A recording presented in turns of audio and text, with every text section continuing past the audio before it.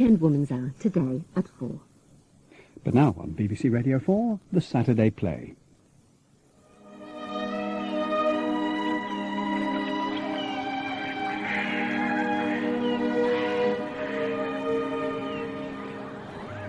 Gracie! Gracie! Why the Whales Came, by Michael Morpurgo. Dramatised for radio by Roy Apps. I've warned you often enough, haven't I, girl? Yes, Father. You keep away from the Birdman. With David Bradley as the Birdman Keep away from him. Do you hear me now?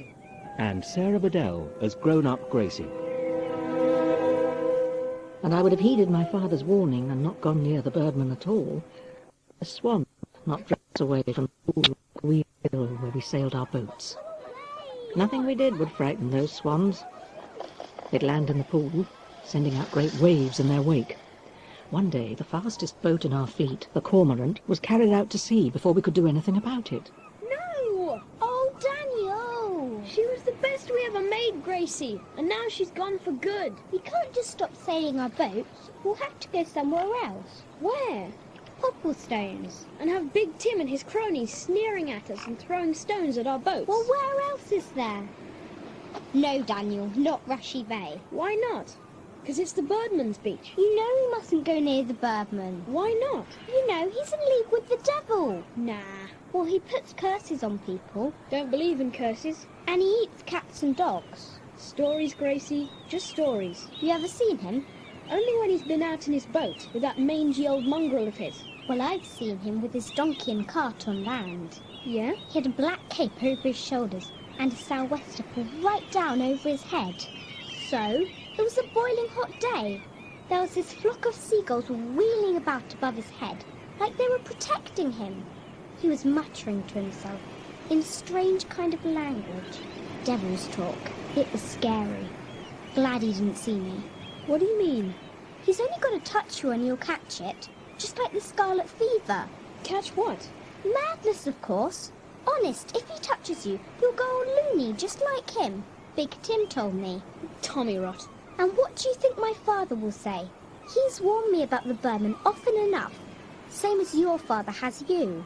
Your father won't say anything, as long as you don't tell him where we're going. Come on, Gracie. Where else can we sail our boats? Where else indeed? Building our model boats and then sailing them was all Daniel and I lived for. So that night I prayed harder than I'd ever prayed before in my life. Dear God, protect me from being touched by the Birdman so I don't catch madness and get cursed. Forever and ever. Amen. Even with Daniel, my best friend on earth, and God, my best friend in heaven, both on my side, I was still deeply troubled. That first morning down at Rushy Bay, we sailed the Shag and the Turnstone in a perfect wind. The beach was deserted, as Daniel had promised.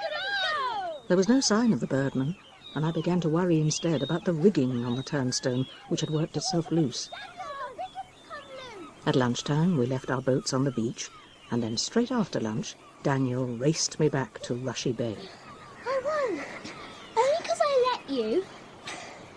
We only left 2 boats on the beach, didn't we? Yes. Now there's 3. The other one's the Cormorant that we lost off Wheel Hill. And look! 2 letters made with shells. Z-W. Oh no. He's been down here. And I ran and ran, all the way across the island and back home.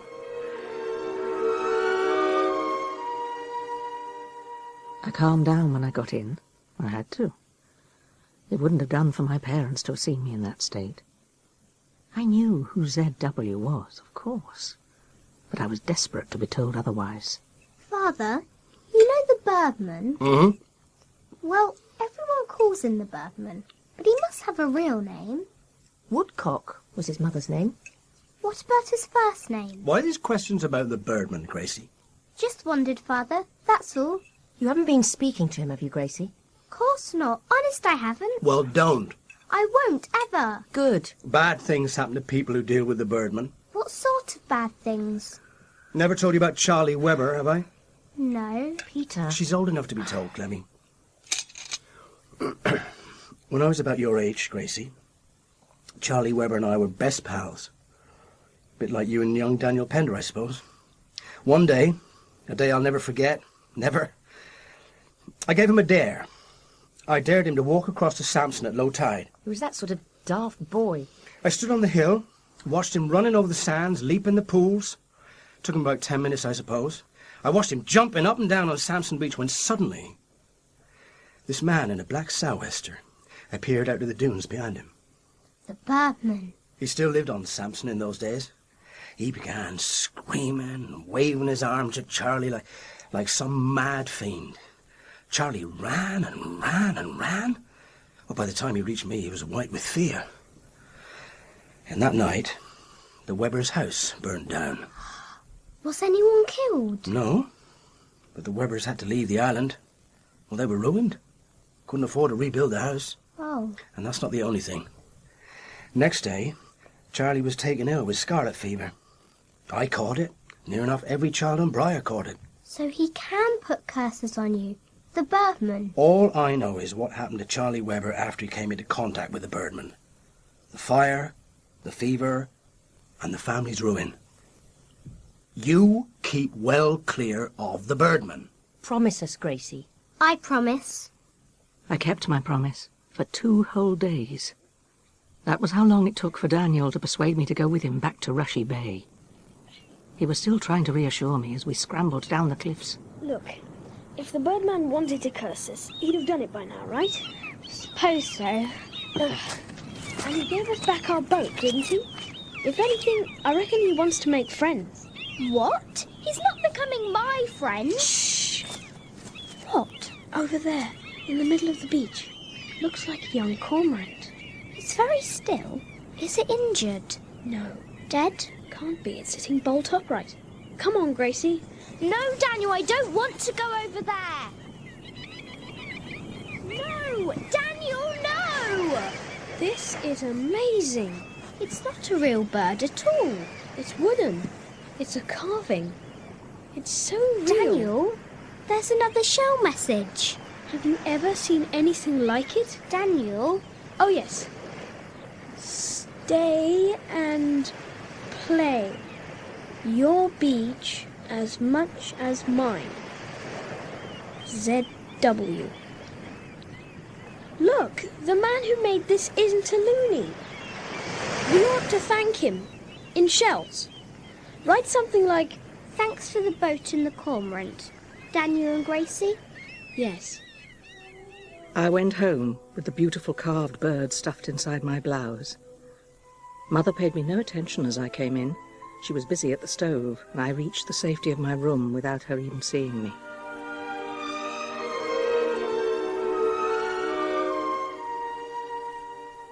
That spring, Daniel and I built a new model boat.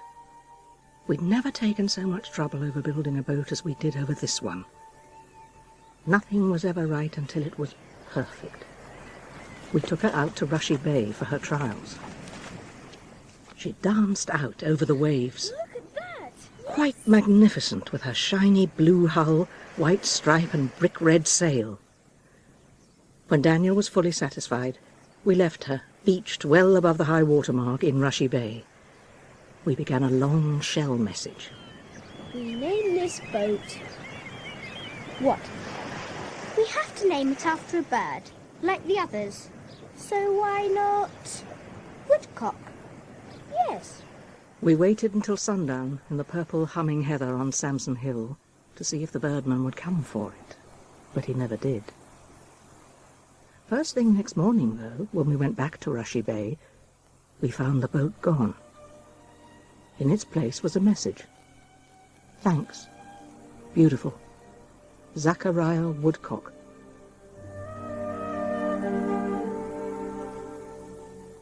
As spring ripened into summer, not a day passed without us managing somehow to get to Rushy Bay.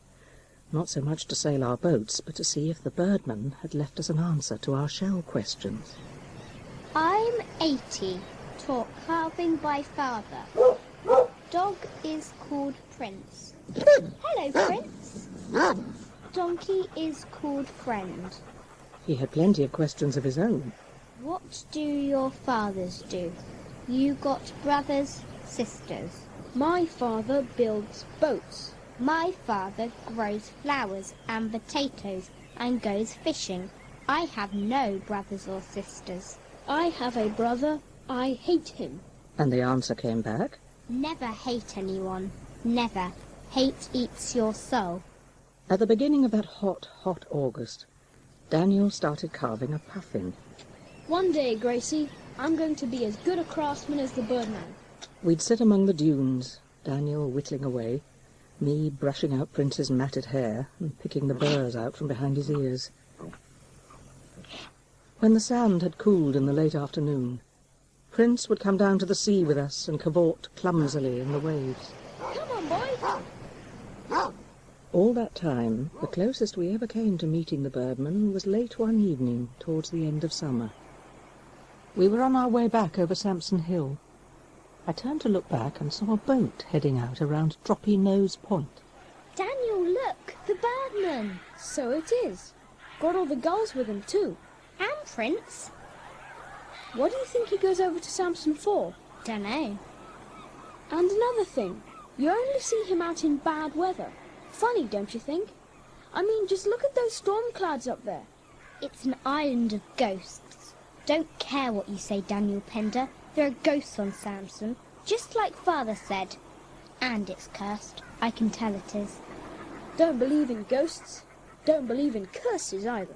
Well, I do, so there. All right, you've told me before.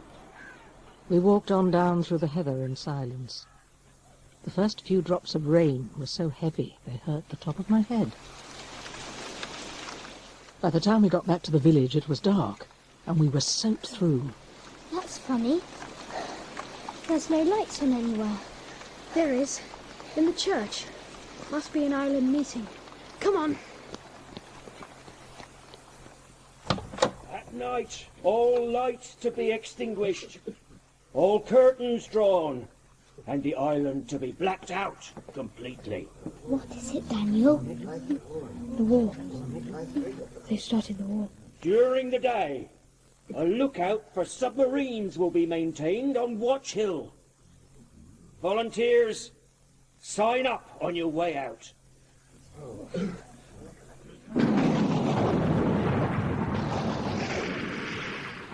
There was such a storm that first night of the war. I lay in bed and prayed and prayed. Dear God, please keep the Birdman and Prince safe. Don't let them die. Keep them safe till morning. Please, please. Next morning, Daniel was waiting at our front gate. Couldn't sleep for worrying about them. Me neither. He wouldn't have had time to get to Sampson and back, would he? No. Come on, let's get down to Rushy Bay.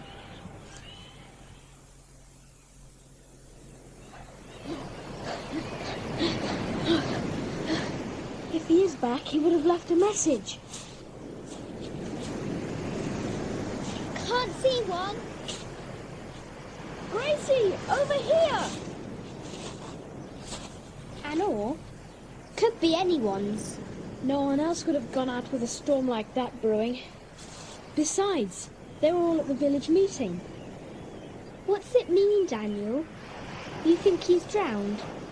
And Prince? There's only one way to find out for sure. No! You can stay here if you like. I'm going over to his cottage.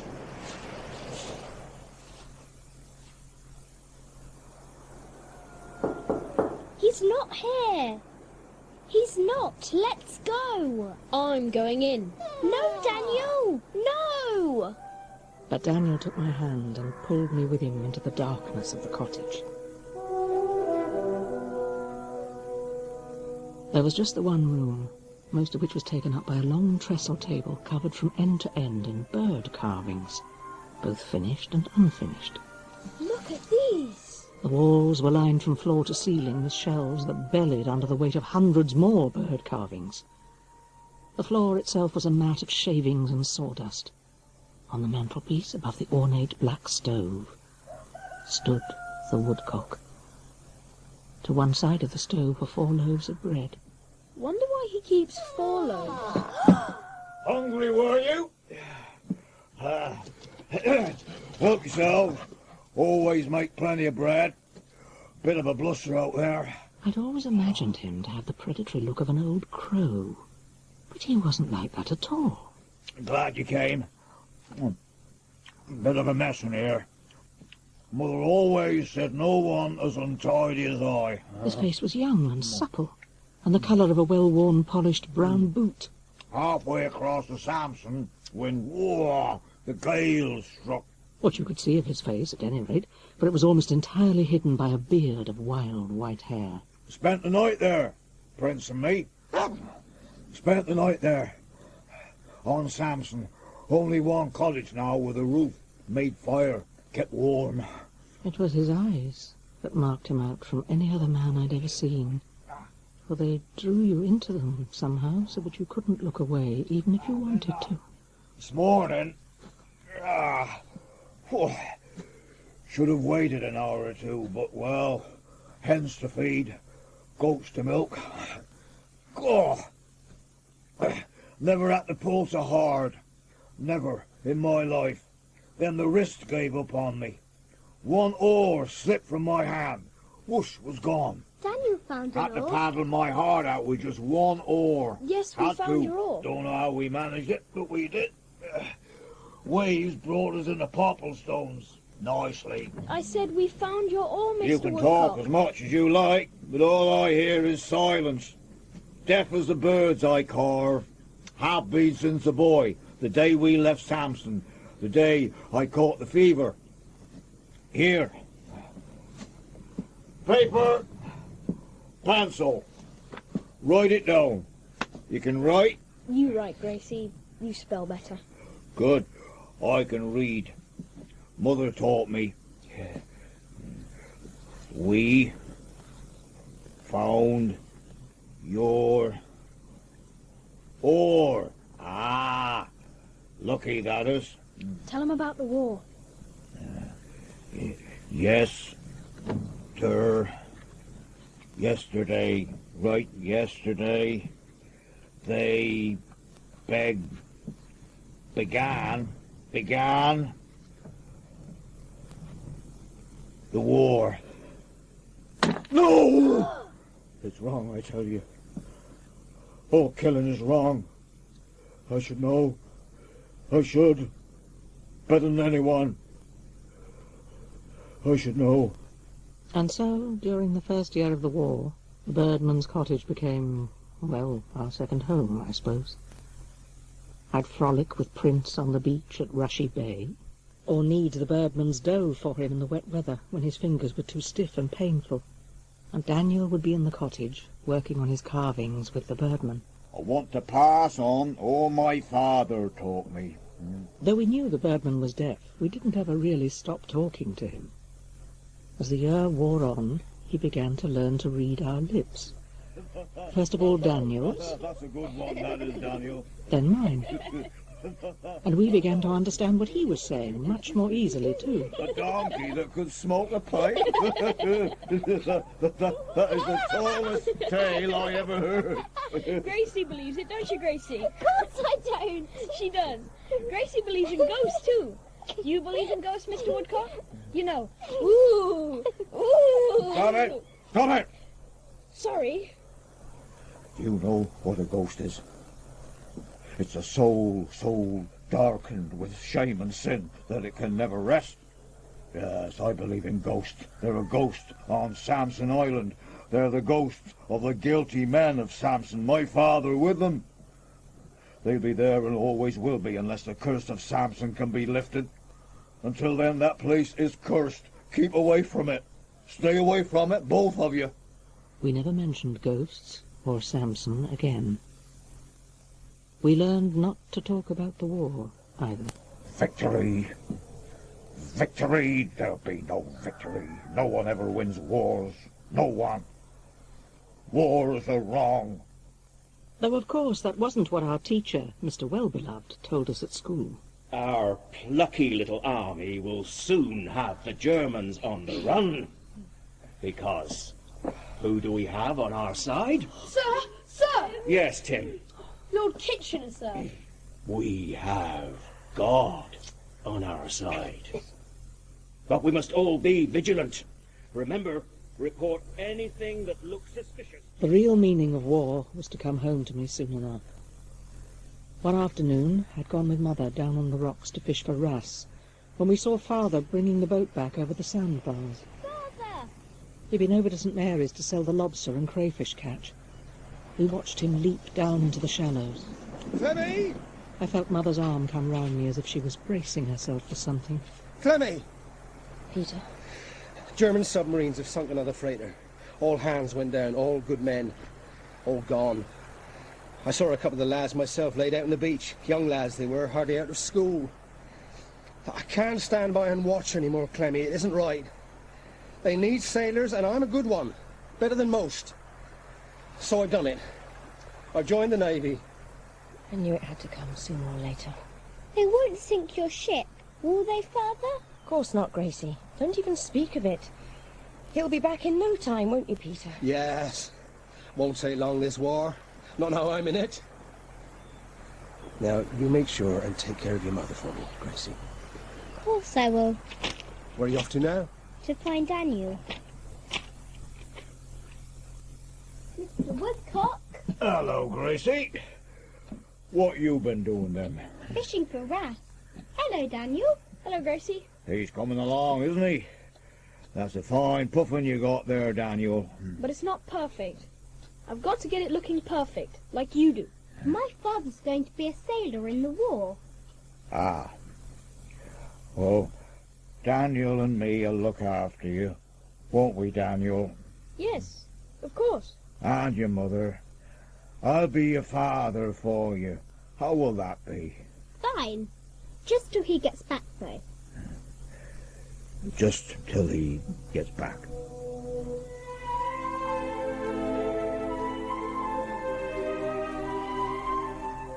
When I got home, Mother and Father were standing in front of the table. There was a look of anger on my father's face, and on my mother's, a sort of bitter disappointment. Gracie, I went up to the attic above your room to search out a few bits from my kit bag. And I found this. He stood aside from the table, and I saw the cormorant. Well, where'd you get it from? The truth, mind you. I want none of your stories. Daniel and me made it. You expect me to believe that? Honest, we did. You can ask Daniel if you like. Gracie, how could you say such a thing? I know Daniel's clever with his hands, but this is the work of a craftsman. A real craftsman. What was it doing up in the attic anyway? All right, then, if you don't believe me, it was going to be a Christmas present, and I hid it so it would be a surprise, and I wished I'd never bothered now. And now Father's going away to the Navy, and there won't be any Christmas. Right, Gracie. You and me had better go along to the boathouse and have a word with young Daniel Pender. This is my puffin. It's not perfect, of course, but, And you made this cormorant, Daniel? well, not on my own. Gracie helped me. Where'd you learn to carve like this? Oh, taught myself. You know. No, never. I've never seen anything so lifelike. Father put the cormorant on the mantelpiece, so that each time I stood by the stove I was reminded of not just the Birdman, but of my deceit. After my father left for the war, my mother toiled every day. As well as her work in the house, she planted up the fields, brought in seaweed to dress the flower pieces, and went out lobster fishing. As summer passed into autumn, she became ill.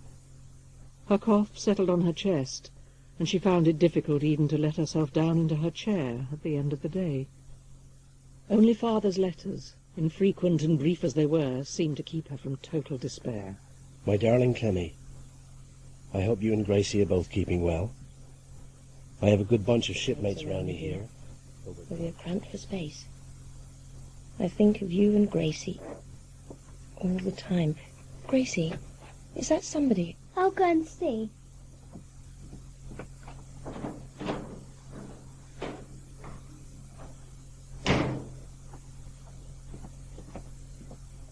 No one, but there was some milk and a jar of honey on the doorstep. Manna from heaven. Yesterday there was a loaf of bread, and last Sunday those eggs and potatoes. People are so kind. We can't live on charity. Why not? Why not? Your father wouldn't have it for a start, and it's not fitting. Of course I knew the manna from heaven was really food from the Birdman. I knew he would have asked Daniel how things were, and Daniel would have told him. How I longed to tell my mother who the mysterious benefactor was, but I didn't dare. Winter was coming on. One night, lying beside me in the bed we now shared, Mother confessed to me. It's the money, Gracie. There's rent to pay and repairs to do on the boat.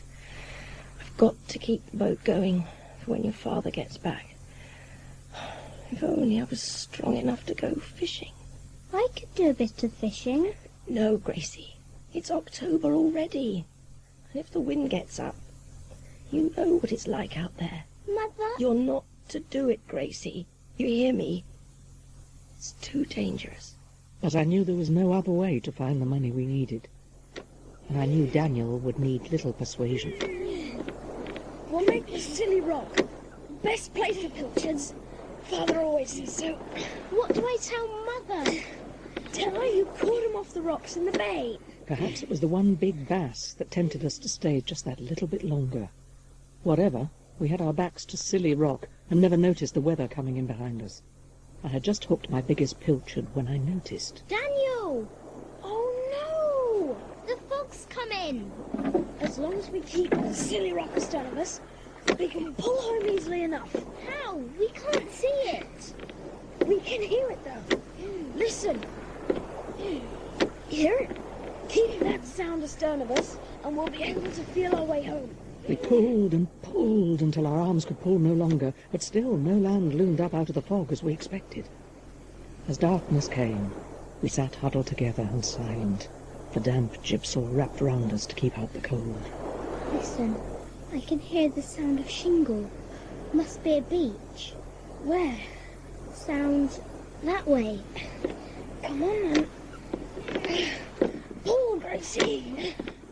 No, stop now. Listen. Nothing. No. Can't see anything either. No. I think I heard something over in that direction. Time and time again our hopes were raised by the whisper of waves on some far shore, then dashed. And each time the disappointment was all the more cruel and all the more long-lasting.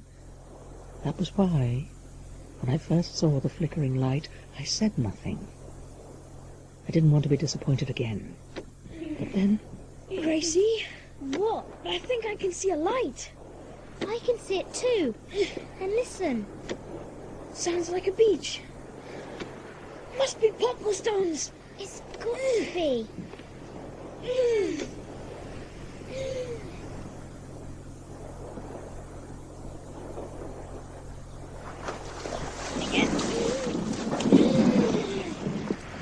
One last pull. Get her right above the tide line.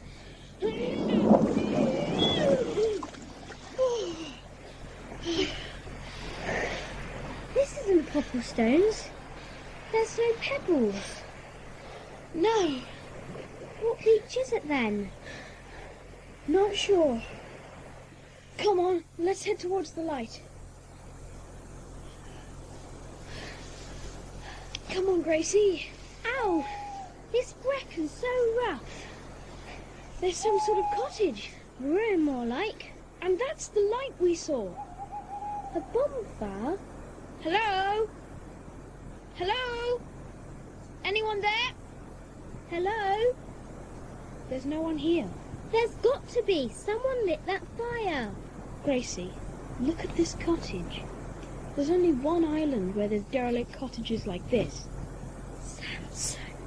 Samson. Which means the Birdman must have lit that fire. Why? He doesn't need a reason. It's his island, isn't it? It's a horrid island, and it's got a curse on it. Tommy was. But what about the ghosts? The Birdman said there were ghosts on Samson, ghosts of all the guilty men. And what was that meant to mean? He's an old man, Gracie. So? Old men get ideas. But what I didn't tell Daniel was that sitting there by the dying embers of a Birdman's fire, I could feel the ghosts of Samson. And I could feel that somehow there was something wrong about this island. I stopped talking, huddled closer to the fire, and prayed and prayed.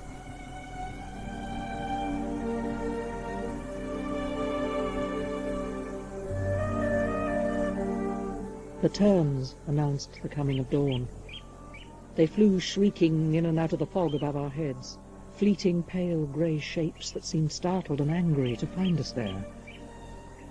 It was still too foggy to risk sailing back to Briar, so we breakfasted on some of the pilchards we had caught, and then made our way further up the hill to where the fog wasn't so thick. More cottages! And there's one with a roof. That's the one the Birdman told us about, where he stays when he's on the island. Daniel! What? Come on, Gracie. No! It's all right. It was as if some cold hand had touched me, and I clutched Daniel's hand tightly as we stepped inside the cottage. It was almost the same as the Birdman's cottage of Heathy Hill. One long table, a fire, a stove, 2 beds and shelves all round the room, but they were empty. Look at that! On the mantelshelf above the stove lay what at first glance looked like a spear or a lance. Thick as an axe handle at one end, it spiralled towards a sharp point at the other. It reached across the entire width of the cottage. It's not wood. No, too smooth. It's bone. Yes, but what sort of bone? Unicorn. Don't be daft. There's no such thing. What is it then? Well, I don't know, do I? Daniel, I want to go. Ow, Daniel! What's that? Looks like... Oh, well. I knew there had to be one somewhere. Get that stone. Didn't hear a splash. It's empty. No wonder everyone left this place. Daniel, look! You can't live on an island without water. Daniel, look! Down there in the bay!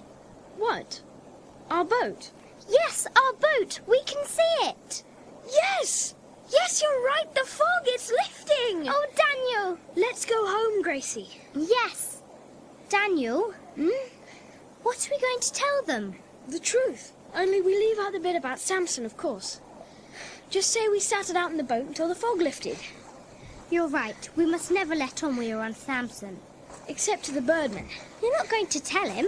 Yes, he's the only one I trust, Gracie. Except you. I'm not coming with you. He warned us not to go to Samson, didn't he? I'm going to tell him just the way it happened. I'll ask him about the fire, too. And the horn. They spotted us coming over the sandbars past Puffin Island. People were running from cottage to cottage, spreading the news, so that by the time I threw out the anchor, almost everyone on the island must have been there to meet us.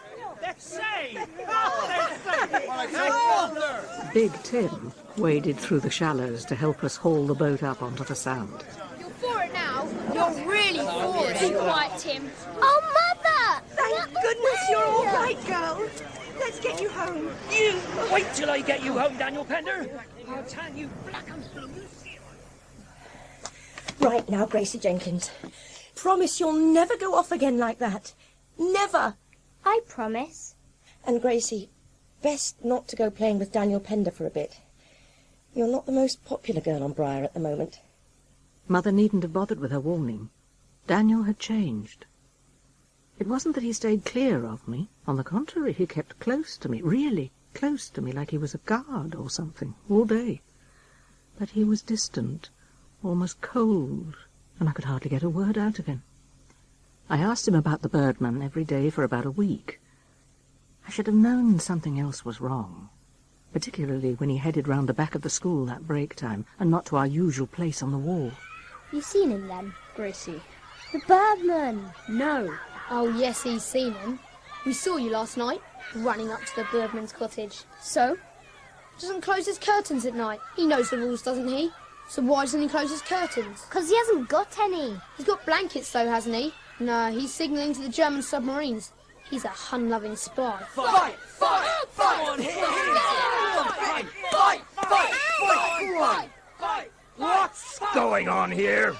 Nothing, Mr. Overloft. Good. Good. Run along now! Yes, Mr. Overloft. Daniel, why did you lie to me?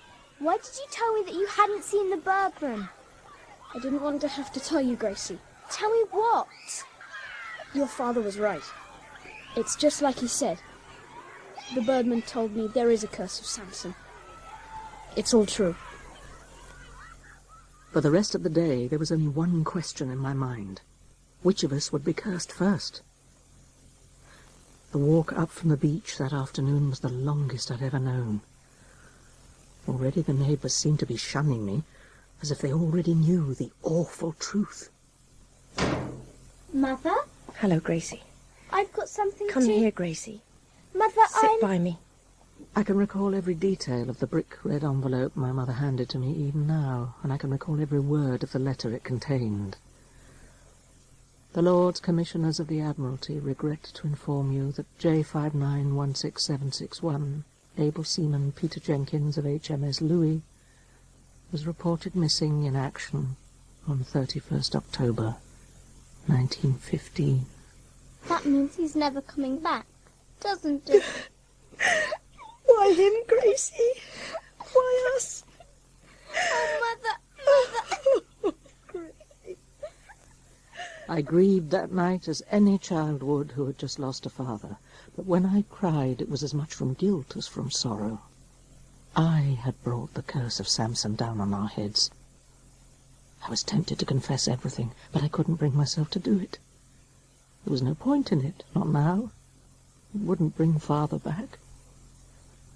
Next day I witnessed a wretched procession of visitors, heads bowed, some even on tiptoe, as if they were in church. They brought gifts, a posy of flowers or a pot of jam, but they would not stay. Late evening brought another knock at the door. Oh, not someone else.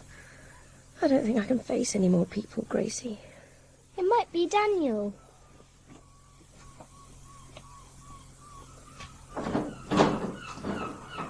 Gracie. Whoa, steady on now, Prince. Who is it, Gracie? Oh. Mrs. Jenkins. Heard about your husband. So sorry, Mrs. Jenkins. So sorry. Brought you this. Honey. Mr. Woodcock, I think I have to thank you for more than just this one pot of honey. It was you, wasn't it, who's been so kind to Gracie and me all this time? Right. Now, stay and have a cup of tea. I've still got one warm in the pot. Mr. Woodcock? Mr. Woodcock! There now. He's gone. Just like that. Do you know, I've never spoken to that man before in all my life. I don't think your father did either, but he's been leaving food for us all these months. What a strange, what a good man. Dear me, it is late. Time we were both in bed, Gracie, my love.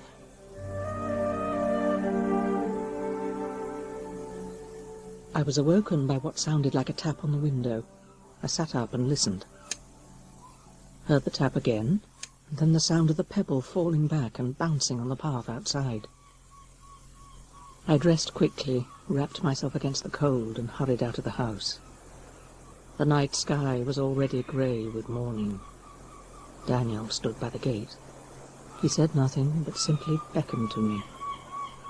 When I reached him, he ran, and I ran too, and we didn't stop until we were on top of Gweel Hill.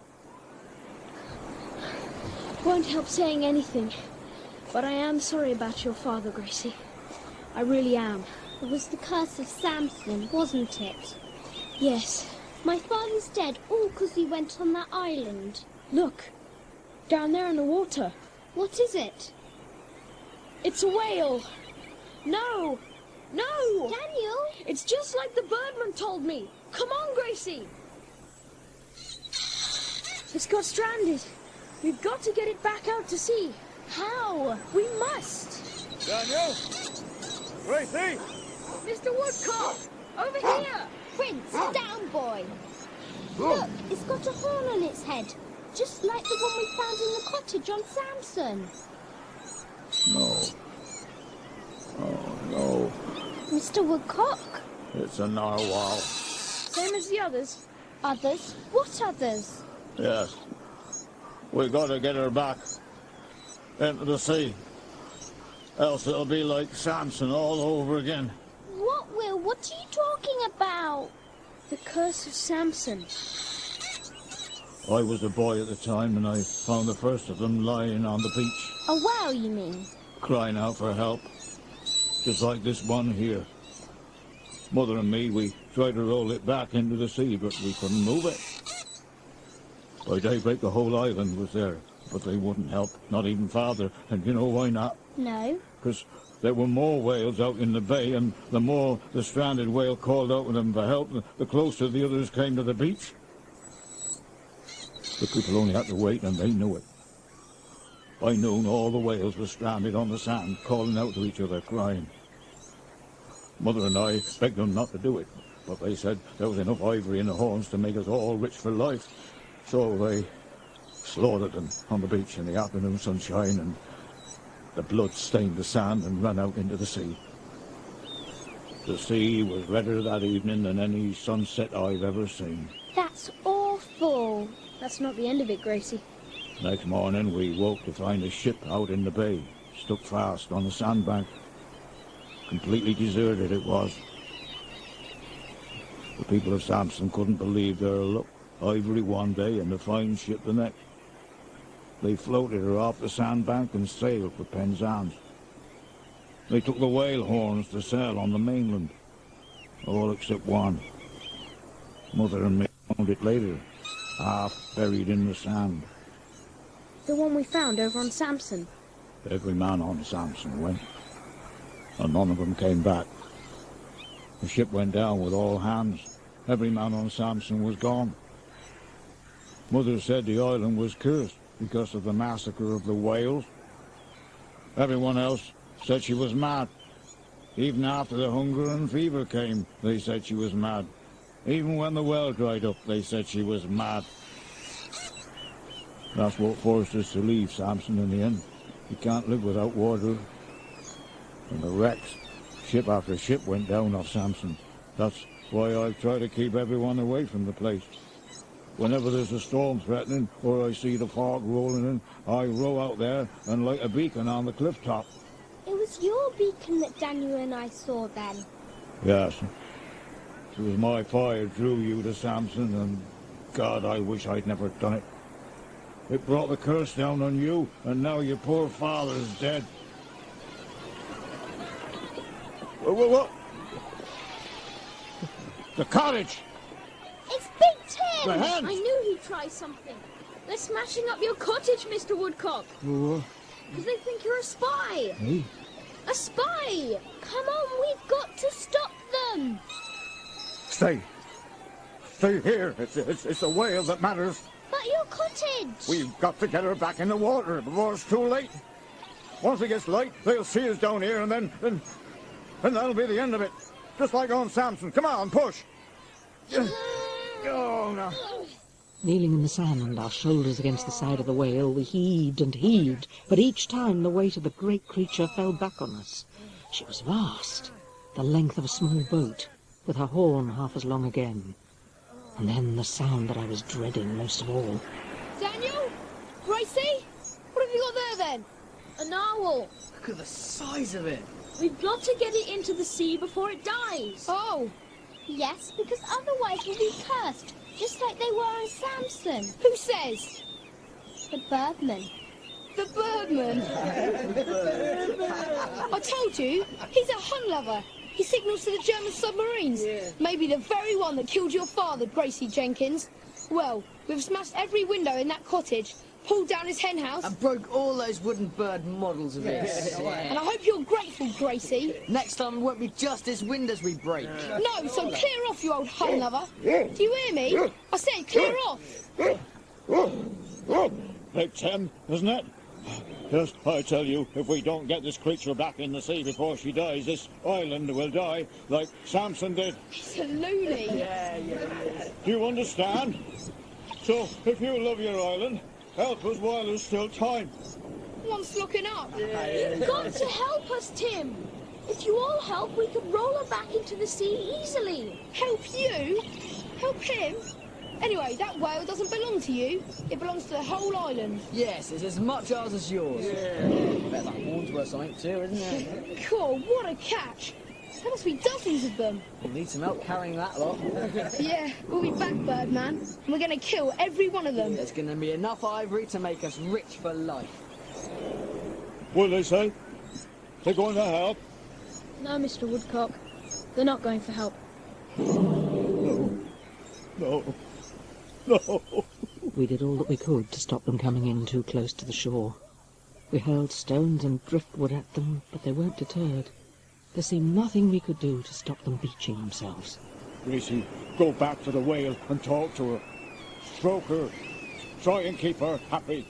So I went back and forth from the water's edge with the Birdman's sou'wester full of water. I poured the water over her eyes and mouth, and she seemed to relish it, blinking and rolling her head from side to side as the water ran down her skin and into the sand. There, we'll get you back in the sea. We will. We will. I was kneeling beside her head, stroking the blowhole above her eyes, and I heard voices. There they are! Just about everyone from the village was on their way to Popperstones, led by Big Tim and his mates. They were all carrying some kind of weapon.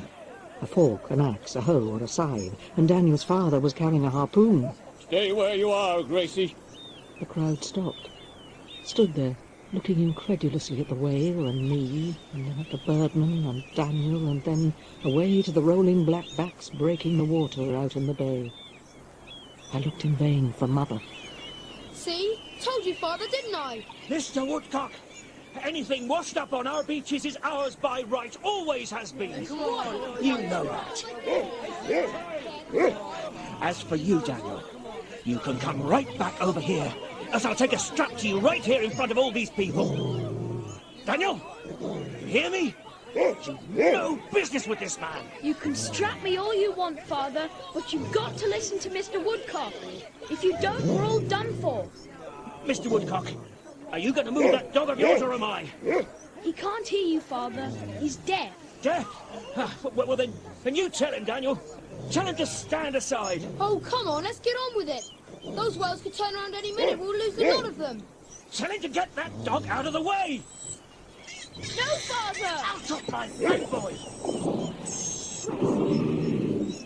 Gracie! Mother? I thought she was ill. So did I. You were up early this morning, Gracie Jenkins. Mother, are you all right? Now that I've found you, yes. Wondered where you got to. I was so worried. I've just been by Mr. Woodcock's cottage looking for Gracie here. The windows are broken and the hen house pulled down. Yes, we did that, didn't we, Tim? And we smashed his stupid car. Yes. Well, he asked for it. He's a spy signalling to the German submarines. I know. We've seen him, haven't we? You know nothing, Tim Pender. You only know what you want to know.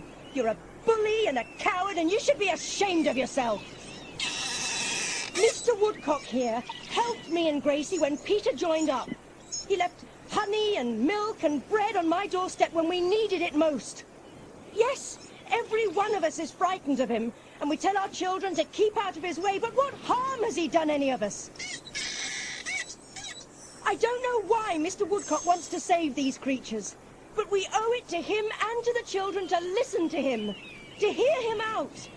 If after that you still want to kill the whales, you can. They'll still be here. Mr. Woodcock. Daniel, Mrs. Jenkins says they should hear the story. you tell them, Daniel. What? You tell them. Well, it's like this. See, when he was a boy, the whales came to Samson. And so Daniel told them the whole story of how the Birdman and his mother had tried to stop the islanders killing the whales. He told them about the deserted ship, the death of all the men, the fever, the starvation, the wrecks. The well on Samson dried up, and the last Samson Islanders, Mr. Woodcock and his mother, were forced to leave and come and live on Briar. And if we kill these whales, the same thing will happen here. So what? That's just a story he made up. It's not. Where's the proof then? The proof's on Samson. Daniel and I have seen the horn. You've been over to Samson, Gracie. We couldn't help it. It was when we went fishing and the fog came down. We saw this light. We thought it was Briar, but it was the Birdman's beacon. He always lights one if the weather's bad, to keep ships away from the rocks. Well, what are we waiting for? If we don't hurry, every one of those whales will be on the beach and then we'll never be able to get them off. We'll need a sail to roll her onto, and ropes, and a donkey or a horse. There were no arguments. I think everyone was so shocked at the sudden transformation in my mother, she was able to just command this instant obedience. The vicar organised about 100 people into an extended line waist-high in the water to try and keep the whales from coming in. Daniel's father took charge of engineering the stranded whale back into the sea. Gotta launch her gently, just like she was a boat. Friend and another donkey were hitched up to the sail. Come on, friend. And they hauled the whale down across the wet sand and into the shallows of the sea. Leave her be there. She'll do fine. We've done it, Mr. Woodcock. She's out in the bay with the others now. No! They're swimming this way, not out to sea. If they get any closer, they'll all be stranded. Throughout the day, we banged tin trays, corrugated iron, anything to try and frighten them off. But this just seemed to fascinate them.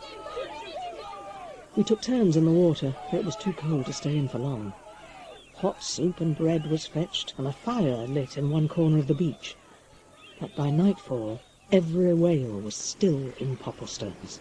What can we do? I don't know, Gracie. I don't know. Oh, hold on. Look where they are. Look at them. See?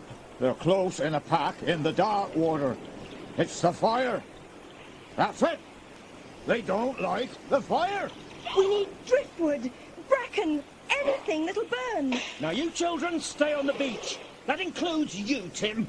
Yes, Father. The Birdman, with a long line of islanders on either side of him, all waving flaming torches above their heads, waded into the sea towards the whales. Only minutes later, we saw Daniel's father and the vicar carrying the Birdman out of the sea. Big wave. Knocked all the breath out of him. I'm all right. Let me get out there. Everyone's got to be out there. It's all right, Mr. Woodcock. That's turning. That's turning! Yes. It's all right. It's a cold night, Mr. Woodcock. He can't sleep in a house with no windows. Daniel, tell him he can come home with Gracie and me. Do you understand, Mr. Woodcock? No. I shall stay here. There's a fire to warm me, and Prince for company. Maybe I'll take the boat out later. Make sure they've all gone. You take these children home before they catch cold, Mrs. Jenkins. Very well. Come along, Gracie. Daniel. We've lifted the curse, haven't we, Mr. Woodcock? Yes. At last. Thank you. All will be well. I promise you. All will now be well. Gracie! Daniel! See you in the morning, Mr. Woodcock. Yes, see you in the morning. I was up at first light. By the time I was dressed and downstairs, I could see Daniel already at the front gate. Together we ran up Wheel Hill and all the way down the cliff to Popplestones. Prince? There's a shell message. What does it say? Just ZW. His boat's gone. Yes, he said he'd probably go out. Why didn't he take Prince? He always takes Prince. Perhaps he knew. When he set off. Knew what? That he might not be coming back. Well, he's got to come back. It's not done with yet. The curse has been lifted, he said. But they don't believe that. None of them. Father says he'll thrash me within an inch of my life if I so much as mention Samson Island again. We've got to prove it to them. We'll have to go and fetch that horn back. We could do it after school. Too dark. It'll have to be the weekend. Why are they ringing the church bell? Dunno. It's not Sunday. Only one way to find out. Come on, Prince. What's going on, Daniel? The St. Mary's boat has come in for a start. Yes, but who's that they're carrying on their shoulders? He's a sailor, that I see. No. Father! Gracie! Put me down, damn it! Let a father greet his daughter. Oh, Father! Gracie. That afternoon, every boat on the island set out over a sun-dancing sea for Samson. We had a picnic to celebrate my father's safe return, and he told his story again and again. Had my ship sunk from under me. Torpedoed off Gallipoli she was. Boom! Went down in 2 minutes. No one else left alive in the water except me. I hung on to a bit of a lifeboat for a whole day, then a fishing boat picked me up. Daniel and I fetched the horn from the Birdman's cottage, and everyone drank from the well, which was now full to the brim. We looked for the Birdman, but there was no sign of him. Indeed, no one ever saw the Birdman again, though after that afternoon the story of the curse of Samson was never once doubted, not even by Big Tim. At least, not in my hearing, anyway.